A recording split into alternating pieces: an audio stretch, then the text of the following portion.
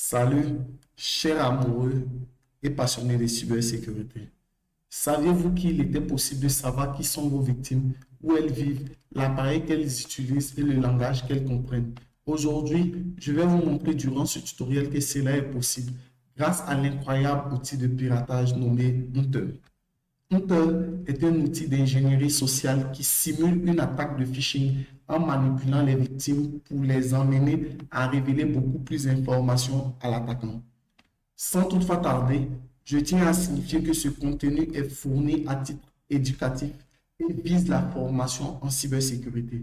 Je vous conseille donc de ne pas utiliser ces techniques présentées sur des systèmes qui ne vous appartiennent pas ou sans avoir obtenu l'autorisation du propriétaire, car nous déclinons toute responsabilité en cas d'utilisation illégale ou non autorisée.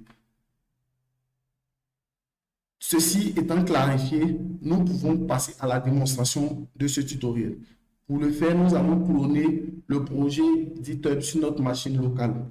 Et là, je mettrai le lien en description de la vidéo. Donc là, nous sommes en train de cloner le projet sur notre machine locale.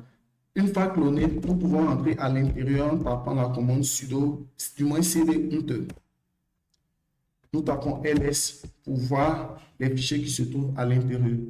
Après cela, nous allons maintenant exécuter la commande sudo set-i espace une code s slash anti-slash R dollar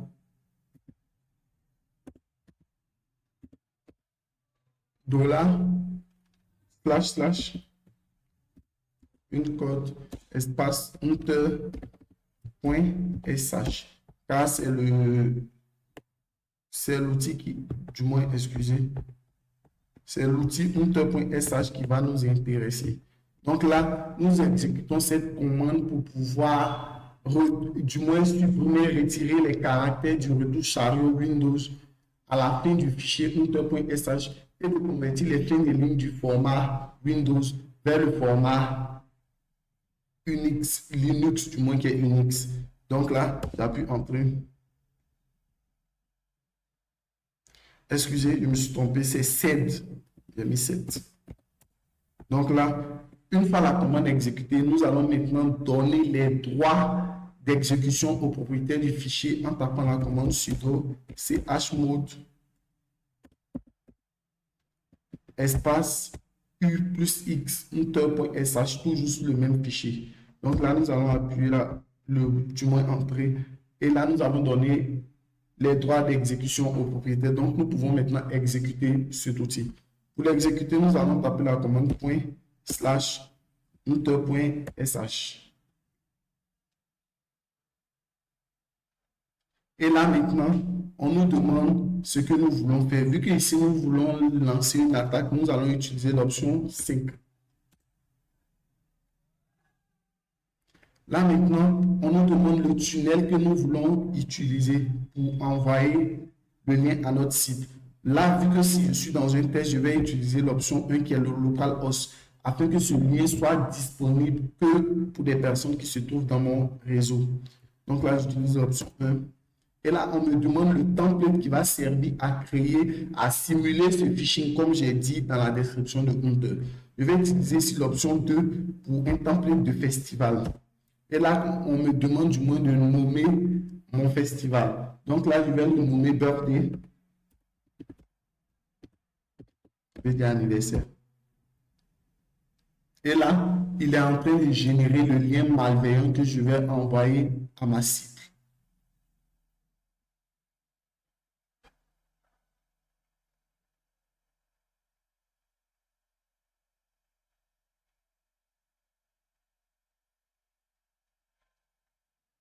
Donc là, voici le lien malveillant que je dois envoyer à ma cible. Je vous conseille de ne pas quitter car c'est là qu'il capturera toutes les infos. Il capturera du moins toutes les informations. Donc, ne fermez pas ce terminal. Donc là, je copie le lien. Et là, je vais l'exécuter sur ma propre machine ici en local. Et là, une fois que je l'exécute, un pop-up s'ouvre pour me demander mon nom. j'entre bonjour par exemple. Et là, si j'appuie sur OK, ici, vous voyez qu'ici, il me demande l'autorisation ici d'activer ma caméra. Si je l'active, voici ici le nom que j'ai donné au festival qu'il a mis Happy Birthday. Ici, il avait mis le nom qu'il a mis, il a mis bonjour. Donc là, si je retourne dans le terminal, si je l'avais exécuté sur un navigateur tel que Chrome, il n'allait pas me demander l'autorisation d'activer ma caméra ou mon micro. Donc là, si je retourne dans le terminal, il est ici en train de capturer les informations de la cible. Donc là, les personnes qui vont exécuter, ils verront qu'il a activé la webcam de la cible. Donc, il va prendre des captures d'écran de la cible. Donc ici, la victime nous a donné son nom. Vu que c'est une test, j'ai mis bonjour. Donc, c'est elle-même qui nous aura donné son nom. Il prend ici les informations de l'heure ainsi que de la date de la victime, ainsi que les informations de là où elle a visité le lien malveillant ici. Après cela, il a fait des captures d'écran qu'il m'a sûrement envoyé. Ici, il a pris des informations sur le navigateur de la cible. Ici, les informations sur son ordinateur. Ici, il nous donne ici les informations sur la localisation de la cible. Donc là, il a fait des captures d'écran de la cible. Donc là, je peux faire CTRL-C maintenant, vu que j'ai récupéré les informations que je voulais. Donc, si je fais CTRL-C, je peux voir les photos qu'il a capturées dans le répertoire. Je dois d'abord fermer le navigateur. Sinon, même si je le laisse pendant 10 heures du temps, il fera du moins des captures de la cible pendant ces 10 heures. Donc là, je ferme. Je retourne dans mon terminal, je coupe.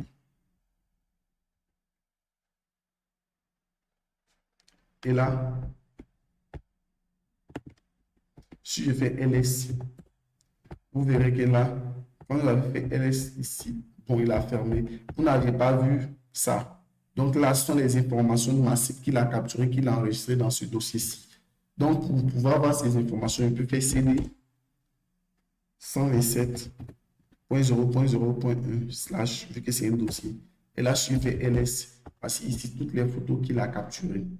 Donc, je peux voir ces photos en temps réel si je vais dans le répertoire Inter 127.0.0 et voici les différentes captures qu'il a pris en temps réel. Ces différentes captures de la cible. Je vous remercie d'avoir suivi ce tutoriel. Comme conseil, je vous exhorte à agir dans un cadre légal. Pour les personnes qui ne savent pas, nous avons un site sur lequel nous publions des tutoriels relatifs aux vidéos que nous publions sur YouTube. Pour avoir ces tutoriels, vous tapez Illimitech. Et là, vous descendez au fin fond de la page, dernière nouvelle tutoriel et blog. Voici le tutoriel de la vidéo que nous venons de publier. Pour des personnes qui trouvent que la vidéo est assez rapide, vous pouvez visiter ce tutoriel afin d'avancer pas à pas pour comprendre.